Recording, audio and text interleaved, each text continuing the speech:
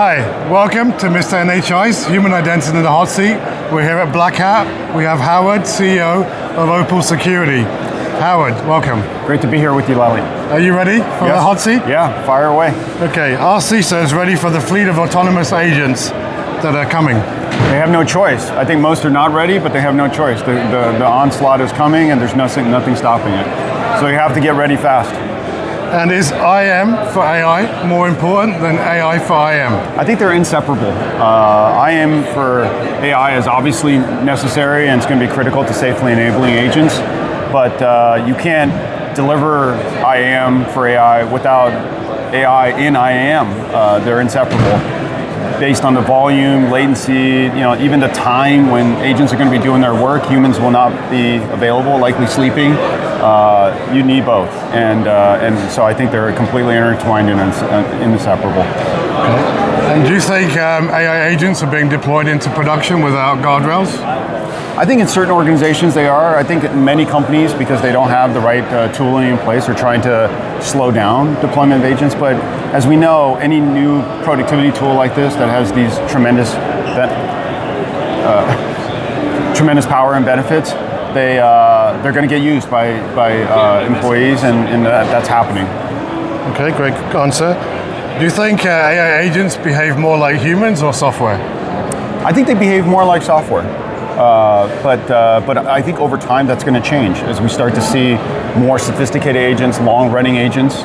They're able to do complex tasks without a lot of governing, a lot of management. I think they're going to start looking at more and more like humans over time. Great. And do you think the current identity standards are fit for the autonomous AI world? I absolutely think we need more standards. Okta's done some good stuff promoting XAA and IDJAG and some of those things, and we need more standards. Okay. And do you think PAM changes dramatically with Agentic AI? I think PAM's going to need to reinvent itself just like IGA is reinventing itself, and I think these categories are actually going to converge. I think so many of the things that we're trying to do in these disparate tooling, they need to be integrated, they need to be a better flow between these tools.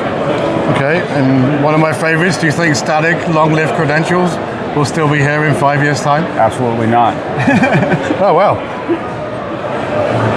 Absolutely not? Absolutely not. I think the long-lived static credentials, any type of long scope or a wide scope, I think presents risk. And we have tooling standards and infrastructure now that can give one-shot tokens, right? The one action or task that an agent needs to perform, that's what we should grant. We should go to the purest form of least privilege. I agree.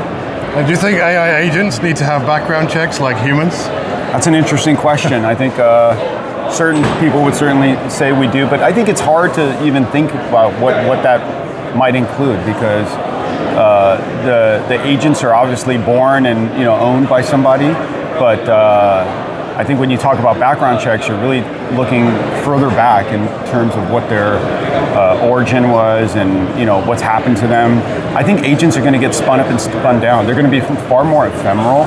So the idea of a background check where you're looking back into someone's life over 10, 15 years and what they've done, I don't think that's a relevant concept with agents, because I don't think agents are going to live that long.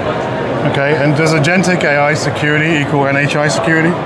I think you would say that, and I'd say there's a close correlation, but I do think agentic security is broader.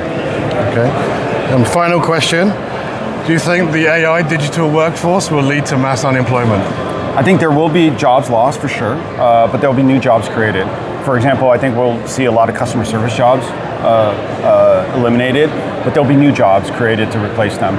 And for example, the need to have more human interaction with your key customers and having more CSMs that do that kind of work, and probably less support people. All right, Howard, you survived Mr. NHI's Human Identity in the Hot Seat. Thank you. Great to be here. Cheers. Thanks.